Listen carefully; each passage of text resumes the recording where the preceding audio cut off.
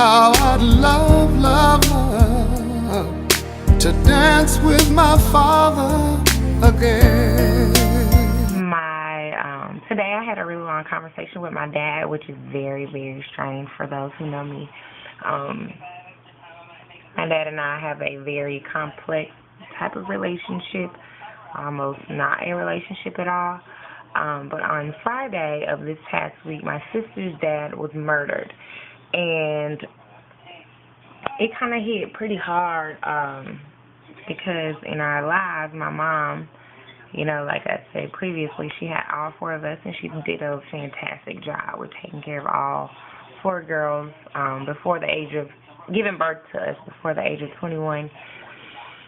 And so our fathers have kind of been like in and out of our lives, not necessarily as supportive as they could be or as helpful as they should be. And so with my sister's father passing this recent weekend, it just kind of reminded me not to give up on my father.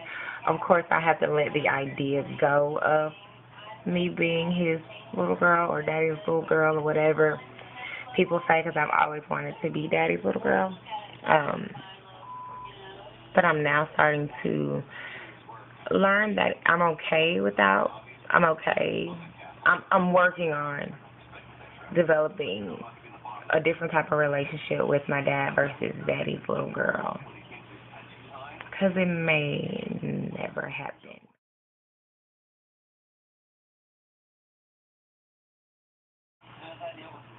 I think I fear one of the aha moments that I had in my life the other day is that I fear wholeheartedly admitting that I may be a lesbian.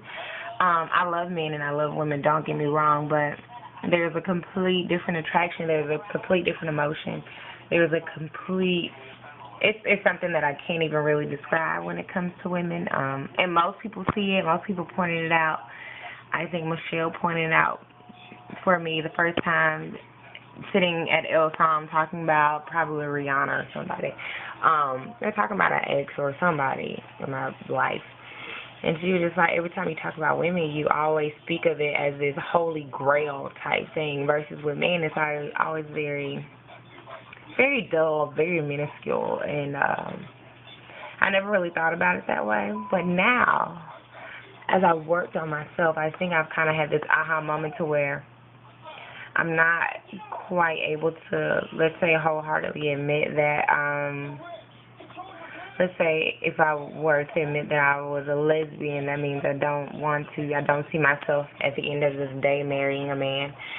It's because I fear that my child won't have that male figure in their life like I didn't. And it's of course you can, have men around and uncles and whoever, but there's no one like a father or like a father figure. So I haven't necessarily had that. And I think that definitely plays a lot of areas in my life because I'm not able to be comfortable in my own skin because I fear that my child will be missing out on some of the things that I missed out on purpose if I wholeheartedly admit that I could be a lesbian. It's becoming more of a reality because I'm developing a different type of relationship with my dad. But it's still very crazy and difficult to deal with. And that's why when people like to call themselves bisexuals or lesbians, or they like to joke around and like to make jokes or poke fun at people who are different from them, I don't think that they really understand how complicated it really is, and it truly can be for someone, and how difficult it really can be, because no one chooses to live their life in the most difficult way. Like, I don't think anybody would choose to be poor, because that's the most difficult standard of living in life. So I don't think people would just choose to go totally against the grain just to say, hey, I'm going against the grain. I don't think people will do that. So I'm just working. So there it is.